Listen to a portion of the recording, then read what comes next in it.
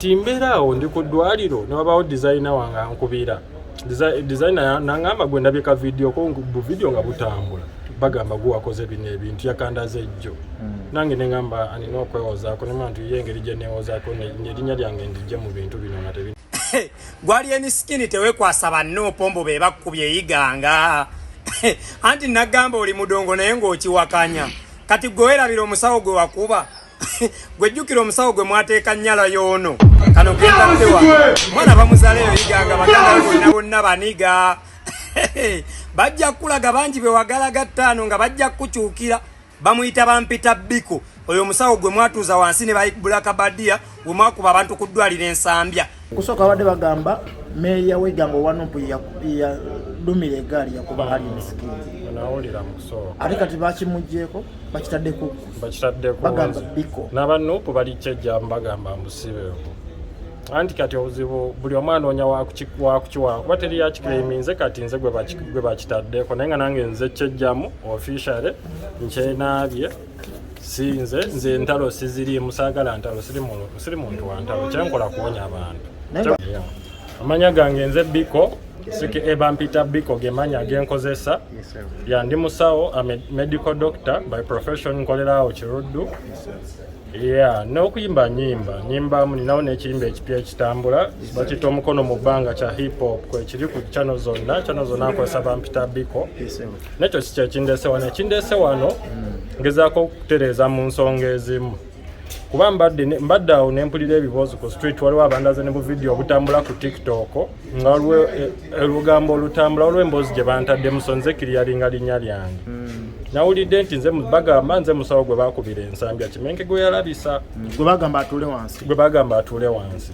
Mbu Kimenke gwe yalabisa nze nawulidde nga bagamba nti nze gwe balabisiza ensambya naye nga ne bagamba nti neera omusawo Kimenke gwe yagamba atuule wansi ye yapangisiza abayaayi. Oyo musawo yawayiganga musoga wayiganga alinayo abayaayi bangi eyiganga mbu yapangisiza abayaayi abalabisiza alien eyiganga.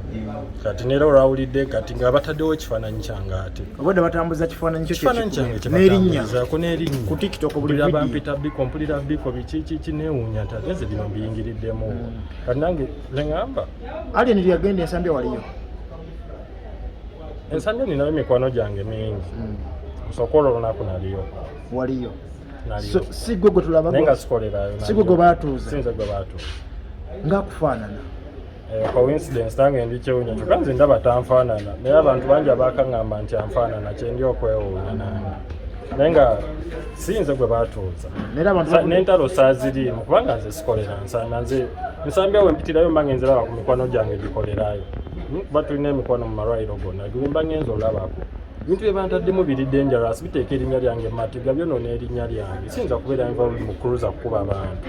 Ezo embeera sizirimu ezo embeera za street life sizirimu nazirimu mu buto sikyazirimu kale ebintu ebyo neewuunyiza nnyo kubanga erinnya lyange abasajja basobola okunsalako ne bankola ebintu ebyekisiru abaliwa bonna aba alien okitegeera basobola okunsalako ne bankola ebyekisiru olw'ebyo ebintu kuteeka linnya lyange omwoyo katemba. Eyiganga olinayo abantu eyigangayo ninayo abantu naye nga mikwano gyange. Coincidence egyetya nti nno akwolwo olunaku ensambya waliyo ate neyiganga olinayo abantu. Eyo coincidence sijalimba. Things happen, coincidences happen. Kyesimanya avubuka eyo coincidence bagituuseeko batya abavubuka amawulire gye baagajjawo wesimanyi naye nga eyo coincidence. Okusooka badde bagamba meya w'Iganga Wanupu ya dumira egaali yakuba ali misikini. Nawulira mu kusooka. Ate kati bakimuggyeko bakitaddeko. Bagamba Biko. N'abanuupu bali kyejja mbagamba mbusibeeko.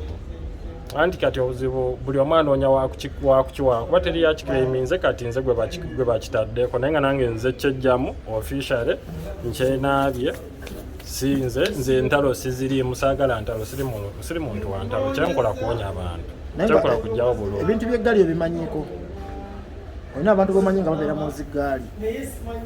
Nze sibangako mu ggaali nti siina n'abantu bemmanyi siina mikwano gyange giri mu ggaali just nti n'emikwano gyange bangi abakulidde mu mbeera ya ghetto mu mbeera ya street abo bangi bitegera ebintu bya Kampala ne Uganda bo bangi naye nga siina mikwano gyange giri mu ggaali.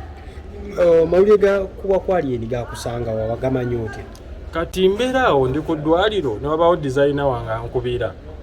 Designer nangamba gwe ndabye ka video ko video nga butambula. Bagamba gwe wakoze bino ebintu yakandaze ejjo.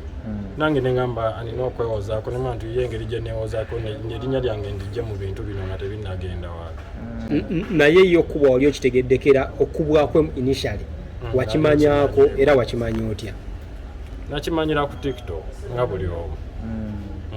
Si bantu babeeyiga nga be bakubira?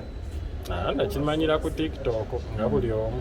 Mikwano gye gy'olina eyiganga wawulidde yakkubira n'agamba ffe abaamukuba? Tewali n'omu yakiclaiminze. Nebo abeeganga bakugamba embeera yali yeetya gwe wawulira ki ku mawulire geeri because ku ground olinayo abantu bagamba ki ekyaliyo? Emboozi tekwatagana. Gwe gye bakunyumiza gy'oba otugamba? Mu bantu be nnina teri yaliwo mweyo event. Naye babiwulira beeyo. Emboozi gye bawulira yeri ku TikTok. Bawulira ki? Simanyi Nuupu, simanyi bakuba omwana abo abalenzi, bakuba omwana ne banyiiza abalenzi, oba omwana yabeetega oba biki simanyi byonna biboozi. Bagamba abaiganga mu musajja mwamuteeka katuli ku mutwe. Nange bwepulira omuye yakayisa oba kiki mbu yameze eki.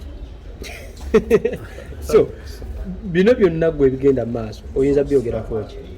Kyenyinza obyogerako abasajja banveeko kontenti wabwe bamunoonyeza ewalala. Nze erinnya lyange saagala liteeka mu matiga saagala kwonoona linnya lyange because they are tarnishing my name.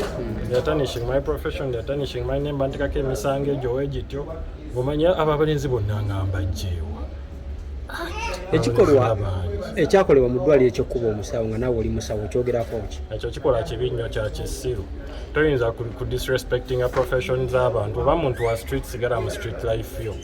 Okitegera leave intellectual shit to intellectuals. Toyinza takinga street life mu kintu kiri intellectual kiringa nganzi kinti mbaddeko ku street mu buto naye wembeera mbali embeera za street zijjaayo kiringa nganzi wenajja eno netandika oleetayo obusawo nga ndi mu street ebyo bisigala eri. Okitegera kubanga sinza ajja mu street ate nendeeta lugezigezi buli kimu okireka gye kirina kuba. Okitegera olina omumanya okukolera ekintu ekyo kyo kyali kya busiru nnyo ekyokuba omusawo n'okulumba eddwaliro. Gwe wali ku street z'awanga oli muto? Kansanga. Mwe baana b'e Kansanga obusungu bungi. Obusungu bwo bungi. Kyo kituufu. Obusungu bwo tuli. Ate ne Alien w'e Kansanga Naye w'e Kansanga. kitegeeza tosobola mukuba mwana we wamu. Ngeri mazima. So Alien oyinza mugamba ki mu mbeera eno? Alien aliwo Ne ttiimu ya Fangoni yennyini. Alien ne ttiimu ya Sangon, my prayers go to them kubanga bamukubye ekituli mwana okuba amayinja si kirungi. Bayasize emmotoka ze zonna bamukoze ebintu bingi, so my prayers go to them. I wish him a quick recovery. Ave mu matiga obulamu bwe busobola otereera mwagaliza obulamu obulungi obuwangaavu n'abawagizi be bonna mbaagala kubanga mwana basi bawagizi omusajja alina abawagizi. Omusajja alina abawagizi so mamatira abawagizi be. Ate abantu beeyiganga ki kyobagamba? N'abantu beeyiganga kye mbagamba because bakyawera nkolokotto. Si bonna mulimu abawera enkolokooto. Bakakkanya obusungu entalo tezirina gye zitutwala omutwalo twavaayo tetukyayagala kuddayo. Ebintu bino ebyagaliza Alien ogenda nga zikuba abantu n'abantu okubeera nga obudde bwonna batandise okukola revenge ku mukama waabwe kirekawa industry. Kitandika ng'ekyokusaaga paka nga waliwo gwe bafumise bali kumpi fumitamu bwe bibanga ebyokusaaga paka nga waliwo gwe bafumise awo kubanga kati olina eggaali oyagala labisa muntu you're just like nti oli talina kambe kubanga ne muba 10 nfumitako amala ofumitako omu yamala n'ofumitako omu but you're just like nti gwe mugenza okukuba talina kambe naye waba alina akambe gwe gwakulira si gwe bagenda ofumita si gwasooseeyo ogenda fumisa omwana w'abantu. Okitegeera ete kyangu nnyo omuntu okuba nga alina akamu oba something else happens kati oli watereka obusungu kale wemba sobola kukutuukako nsobola otuuka ku maamawo abantu bwe batyo gya nsobola otuuka ku mwanawo ku mukazi we yadde ali lubuto nsobola omutuukako ku maamawo ku taatawo nsobola otuuka ku bagandawo omuntu osobola okwekizatinga revenge ewantu walala aba tasobola kutuukako. Ebintu bya kisiru oliteeka bulamu bw'abantu balala mu matiga. Siwagira violence of any type.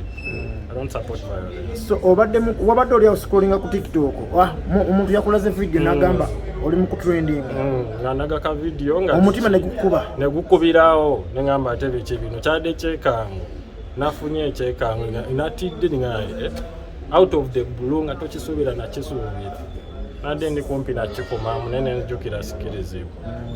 Basawo bano bagamba kikudwali oba tebannabirabako. Abakabulako balinga babiri abasinga tebannabulaba tebabeera nnyo ku TikTok biseera bisingawo babbize biki. Ababirabi bagambye eki nabo bakutiriddeko. Bantiriddeko ge mazima bantiriddeko n'okusinga kwentidde. Ne bagenda gamba omusawo alina dread musawo kikaaki. Omusawo talina dread. Talina dread katujjako tulabe. Omusawo talina dread. Omusawo talina dread namu. Jasa otambula wekwese. Ndambula nekwese. Enfufu ya kusalama biki tuli kiruddu. Enfufu eyo kitegeera boino teyakukyedisoko biki. So kati eggali yali because olumu etambula yokka eyinza okusanga ng'omukulu wayo tali naye ate ne bakuyisawo bo oyinza bagamba ki? Siri mu bintu byabwe banveeko banneesonyiwe. Saagala ntalo nze sinze yakozeeze entalo kubanga nzisibirangako mu lutalo banoonye gye bamalira obusungu bwabwe kubanga gw'obonoonya abantu bakulabisa just njala yakuluma na bwavu nabulaku banoonye gye bamalira obusungu omuntu yenna alabisa abantu afuna ebyokkola oba olina ebyokkola togenda beerawo ng'olabisa abantu naye kale bagenda kunsanga nawe bagenda kusangawa bayinza okusanga ng'ova ku ddwaliro tusulamu mu ddwaliro.